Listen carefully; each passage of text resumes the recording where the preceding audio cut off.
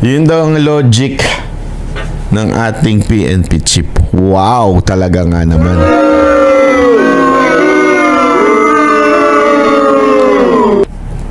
Nung una, ang logic niya, kaya yung iba gumagamit dahil daw sa trabaho at nagpupuyat. On record yun, ha? May video yun, ha? Yun yung unang logic niya sa mga gumagamit daw kasi nagpupuyat. This time, ang logic niya, since 24 oras tayo nagtatrabaho at nagmamadali tayo, it's better na dumaan sa busway. Ay, sus. So, if that is your logic, Mr. Marbil, so ibig mo bang sabihin, pag ang isang negosyanteng marami namang pera at marami namang as in pinagkakakitaan sa buhay, ganun din ang ilo-logic nila. Parang, anyway, nagmamadali tayo, bayaran na lang natin. So, is that the kind of attitude that we're passing to our fellow Filipinos? Hindi dapat. Di ba? Hindi dapat ganun ang ugali.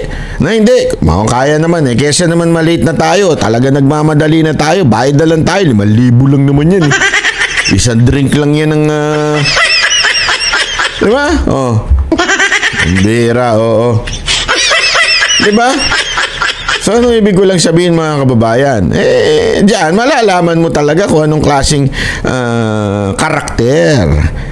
Merong karakter itong si Marbil. Diba? Obvious na obvious. Medyo may problema tayo sa argumento niya palagi. Una, dun sa argumento nung gumagamit dahil puyat lang. This time, sabi niya, hindi kasi nagtatrabaho tayo, mabilisan na, kaya okay nang dumaan dyan. Bayaran na lang. Parang ganun Makikipag-usap ulit ang PNP at DOTR para pag-usapan na baka sakaling magkaroon ng leeway yung mga emergency unit. Emergency. Nagre-respond. Yan na, mga nagre-responding emergency. Mantakin mo, mga kababayan. Papakiusapan daw nila ang DOTR at mag-emergency. Baka naman pwede. Paano, sir? Kung lahat ng pulis nang papasok sa trabaho nila, magsasabi sila, pasensya na, may emergency kami, may tawag kami, kailangan namin makapunta kagad, nakamotor yan. Mantakin mo, ang daming pulis. Tapos yun ang lagi nilang sasabihin, emergency. How would they know it's emergency? Di ba ho? Hindi, kaya nga hindi pa pwedeng may gray area ang tawag dyan. Pag nilagyan mo na ang batas ng gray area, for sure, yan ang gagamitin. Diba? Kasi nga may gray area. Yan ang palulusutan. Alam mo naman, mga Pilipino, ang hilig magpalusot So, anong ibig ko sabihin? Simple, dapat walang ganun. Walang gray area, walang emergency. Diba? Maganda, meron kayong i-issue na ticket o meron kayong i-issue na na para pagka talagang may emergency, merong para pag binigay, alam mo yun, mabilisan. Gumawa kayo ng paraan, hindi pwedeng ganun. Magkakagulo tayo niyan. Mantakin mo lahat ng pulis magsabi ng emergency tas dadaan sa busway. Tapos naka-uniforme. Yun yung ambulansya, hindi ganun Di ba? Yung ambulansya, yun, buhay ang pinag-uusapan dun. Hindi yung buhay yung pinag-uusapan dun, mamamatay na. Minsan nga, sabi ko nga tinanong ko din yan logic wise. Paano kung yung ambulansya pupunta pa lang doon sa emergency niya? Pare, merong ambulansya papunta doon sa destination niya para pick upin yung naghihingalo. Di ba? O kailangan ng transplant o whatsoever, papunta pa lang siya. So, wala pa siyang sakay. So, ibig bang sabihin nun, hindi emergency yun? Kaya delikado yan salitang emergency na yan. Kaya lang, may nagpaliwanag sa akin kasi talagang kalakaran daw ng ibang mga ambulansya, lalo na yung ambulansya ng mga munisipyo, ng mga city hall, na kunwari may emergency, magwawangwang pa sa karsada, pero ang totoo, may sakay lang ng mga empleyado. Kaya yan daw ang iniiwasan. Kasi nga, may gray area. Yun ang problema. Kaya kailangan, it has to be, are you allowed or you're not allowed? Period. Di ba? Katulad dito, may palusot tuloy. Upang mapagbigyan ng paggamit for as long as merong mga uniform personnel at official yung kanilang paggamit po ng bus lane. Yung tanong ko kanina na kinakailangan pa ba ng prior coordination? Kasi kung emergency nga po, palagi ko wala na pong panahon para makapagkaroon ng prior coordination. Wala pa pong 1 minuto yun. Hindi ba po pwede kayo mag-assign ng isang tao na isang numero na itong tao na to would only aasikasuhin niya is your emergency? This is the only person that is allowed. Kasi sigurado naman ako may operation yan. Pwede namang kung talagang emergency, papuntahin ni ganito, may emergency kami, pwede ba itawag mo na kaagad sa in charge doon sa ano? At alam mo, ang dami ng technology ngayon. As in, may radyo na nga ngayon na kahit saan mo, kahit ako, nasa Japan pwede, naka-data. Ang dali-dali no. O mag-provide kayo doon sa in charge doon sa itawag nyo sa Metro Base. Alam ko meron yan eh. Tapos sasabihin mo, emergency na kaya matagal. Mas matagal pa ho yung maiipit sila papalabas ng krami. Bago ka pa makaabot doon sa busway, more than 5 minutes na po yun. Gano'n lang po ba i-radyo mo lang? May dadaan dito, etong plaka, ganito. Tapos ang usapan. Walang 5 minuto yun. Hindi. Huwag nyo kasing ilusot yung mga hindi pwedeng ilusot, sir. Magamit po yung bus lane. Ang importante po rito, mapag-usapan maigi ng DOTR at ng PNP at ng MMDA kung sino-sino ba yung dapat ma-exempt sa paggamit ng bus lane. Sinabi nga po na since 24 hours ang trabaho po ng pulis at kung ito ay emergency, baka sakali mapagbigyan ng gumamit ng bus lane. So may gray area kung sa sinasabi ng senior officers. Kasama ba si Chief PNP? Ngayon na, tinanong.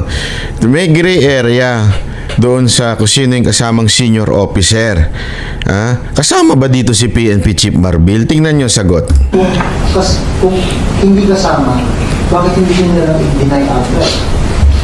Kung hindi daw kasama, bakit hindi na lang niya i-deny? Ang galing mo, Brad. Panalo ka.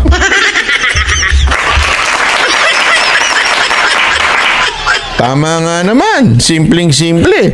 Just deny it. Parang sa presidente.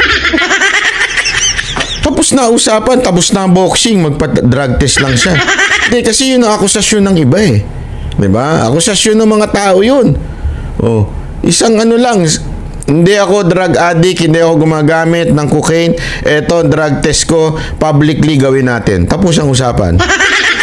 Lahat siguro na sinasabi ninyong Duterte supporter, titigil na ho doon. Ganun din naman dito. Simpleng-simple lang ang tanong. Bakit di nyo i-deny na si PNP Chief Marbil? Walang nagdi-deny sa inyo eh. Lahat kayo ang sagot lang senior officer. Hindi ba pwedeng sabihin nyo, hindi po si PNP Chief Marbil yun? Diba, hindi ba pwedeng ganun? Hindi po ba? Ay nako. Kasama, kung gano'n talaga, kung emergency na lang yung lahat.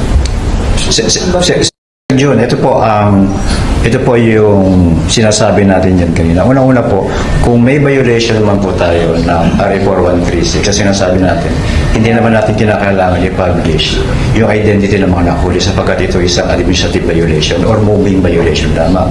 Yung normal procedure, kung ikaw ay mahuli, i-issuehan ka ng ticket, hindi mo kinakailangan pangalandakan sa mundo yung plate number, pangalan ng mga nahuli mo. Yun po yung nakikita natin ng violation po ng privacy ng mga taong hinuhuli. Yan din po ang tono ni Marbil. Yang sinasabi niyang hindi naman kailangan ng pangalanan, hindi na kailangan banggitin kung sino yun. Basta, yun na yun eh. Ano ka man, kung sino man yung binabanggit natin, issue ka ng ticket kung may violation ka at hindi mo kailangan ipalabas sa TV yung identity o plaka po ng mga taong nahuli natin. Sapagkat ito isang moving violation lamang na pwede mong issue na lamang. Kaya naman pala, ganun lang ang treatment niya. This is just a moving violation lamang. Wala, maliit na violation lang yan. Bakit nyo pa kailangan makilala kung sino yun? Yan din po mamaya ang punto ni PNP Chief Marbil. Pero panoorin muna natin to. Ticket ng violations na po. Sir, what do you say naman dun sa paglabas ng video pa? which is apparently negative like yung dati sabihin. Apo, wala naman kaming sinasabi na masama ang ginawa sa SAIC sapagkat ito yung ginagawa lamang ang trabaho nila. Kaya nga po sinasabi natin na kinakailangan na makapag-usap muli ang SAIC, ang PNP at ang MMDA para po hindi magkaroon ng discretion yung pong mga enforcers natin na SAIC kung sino ang uulihin o hindi. Sa ngayon po, sa kanila, lahat ng dadaan dyan, maliban doon sa mga identified na pwede gumamit ay hinukuli nila. Dapat lang. Usapan kung sino-sino ba yung mga, kung sakali man na pwede gumamit ng bus lanes po. Maliban doon sa mga... Kasi alam mo, maganda siguro para tapos ang usapan, ilagay nyo na lang dyan, pati si PNP Chief Marvin, pwedeng dumaan. Tapos na usapan. Ayaw nyo pa diretsuin eh, di ba? Ang dami nyo pa sinasabi. Pwede ba ilagay natin yung aside from the president, sino pa ba yung mga allowed? Yung Supreme Court Chief Justice, Speaker, Senate President, kung allowed yung mga yan, ha? Pambihira, oo. Payagan na rin. PNP Chief Marvin, allowed. Dumaan sa busway. Tapos ang usapan. Para wala nang Dapat halimbawa yung mga fire truck, yung mga LTFRB authorized na mga bus lanes, emergency responses, etc. Yung po ang pag-uusapan. Sir, dahil sabi niyo, may violation ng privacy yung paglabas ng mga plate numbers. May plano bang magkaso? Sa ngayon po, walang plano ang PNP na magsampa ng kaso po doon sa. Pero yun po yung hihilingin ng PNP sa SAIC po na pag-usapan kung ano yung magiging proseso ng mga panguhuli po.